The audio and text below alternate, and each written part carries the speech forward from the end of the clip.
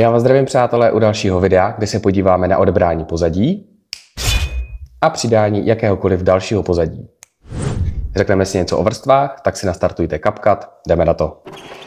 Do nového projektu jsem si naimportoval tady tohle video, pojďme si ho pustit. Se podíváme na odebrání pozadí a přidání jakéhokoliv dalšího pozadí. Mám tam 2 lusknutí prstů, na první lusknutí budu chtít odebrat pozadí, na druhé lusknutí budu chtít přidat jakékoliv pozadí. Pojďme si to najít, to lusknutí první. Podíváme na odebrání pozadí.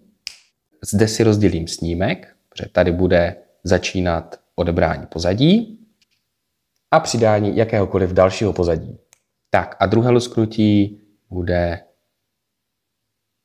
další říznutí a tím pádem nyní mám video rozdělené na 3 části. První, druhá, třetí. První nechám taková, jaká je. Druhou část tady vymažu pozadí a ve třetí části vymažu pozadí plus dám za sebe nějaký obrázek. Jdeme na to. Úplně jednoduše označím si to video, kde budu chtít odebrat pozadí. Jmenuje se to výřez a odebrat pozadí. A nyní vidím, že umělá inteligence za mě vypočítala, obřízla mě a tím pádem za mnou nic není. Je tam černo, protože tam nic není. Kdyby tam bylo třeba bílý obrázek, tak by byl bílý. Kdybych tam dal zelený obrázek, tak mám zelené pozadí a tak dále a tak dále. To samé uděláme zde.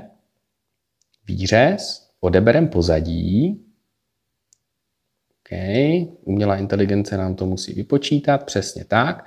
Zde přidáme na tuhle stopu právě tento obrázek, ale co já budu chtít, tady tuhle videostopu hodit dolů. A to udělám tak, že kliknu na překrytí. Vidím, že se na svým posunula dolů, obrázek zůstal nahoře, ten si klidně můžeme natáhnout, tak jak je dlouhá ta třetí videostopa. Pojďme se na to podívat od začátku. Já vás zdravím, přátelé, u dalšího videa, kde se podíváme na odebrání pozadí a přidání jakéhokoliv dalšího pozadí.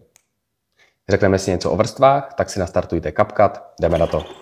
Tak přátelé, nyní už víte, jak odebrat pozadí a dát místo toho něco jiného. Určitě vyzkoušejte a budu moc rád za vaše výtvory, když mi dáte odkaz tady do komentáře. Mějte se hezky, zatím ahoj.